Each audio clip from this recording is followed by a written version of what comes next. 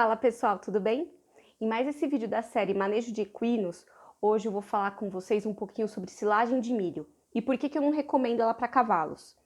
Ó, gente, eu sei que muitos de vocês utilizam silagem de milho e aqui eu quero, na verdade, fazer alguns alertas sobre a utilização dela como volumoso para cavalos, tá?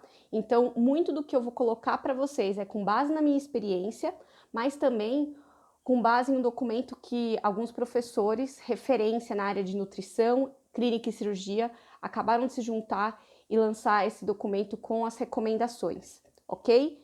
Então vamos lá. Primeira coisa que muitos clientes me falam, que eles justificam dessa forma a utilização da silagem de milho, é custo. Ela tem um custo muito mais baixo do que outros volumosos, como o feno, o pré-secado, de Tifton, e aí eles acabam justificando dessa forma.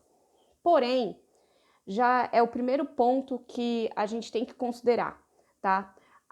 O custo é muito variável da silagem, ainda mais quando a gente está falando da silagem ensacada, quando não é o próprio produtor que produz essa silagem de milho. Acaba ficando caro e se a gente for realmente botar na ponta do lápis, em geral ela fica mais cara do que se eu fornecer, por exemplo, feno para o meu cavalo. Aí você fala, nossa, Júlia, como? Impossível. Não, gente, é verdade. É porque o cavalo, a primeira coisa que a gente tem que lembrar, é herbívoro e necessita de forragem na dieta. Então, quando eu vou utilizar a silagem como único volumoso para esse cavalo, eu preciso atender o mínimo da exigência de fibra dele no dia. A silagem, pessoal, ela passa por um processo de fermentação para realmente conservar, né, aquele alimento, enquanto que o feno ele passa por um processo de secagem apenas. Então, o que acontece? A silagem vai ter muito mais água na sua composição do que o feno. Para vocês terem ideia, a porcentagem de água em silagem é mais ou menos 70%, enquanto que no feno vai ficar ali por no máximo 18% de umidade. Então, só aí eu já tenho uma diferença muito grande da quantidade que eu vou ter que fornecer para esse animal por dia, porque a gente faz os cálculos de fornecimento em cima da matéria seca, ou seja, da matéria sem água. Então, se eu for considerar aí, só em questão de custo, assim, de uma forma bem bruta, gente, se eu for considerar o mínimo de fibra que esse cavalo tem que ter na dieta, o valor da silagem tem que ser, no mínimo, 3 vezes menos do que o valor do feno. E é o que não acontece em muitos dos casos.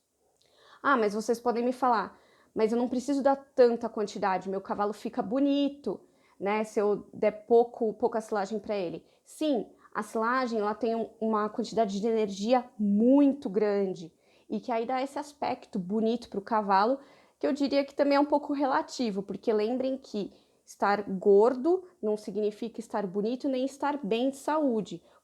Por mais que o cavalo fique vistoso, como muitos proprietários gostam, muitas vezes essa beleza está associada à obesidade, o que também não é o objetivo na nutrição dos cavalos, não é recomendado para os cavalos.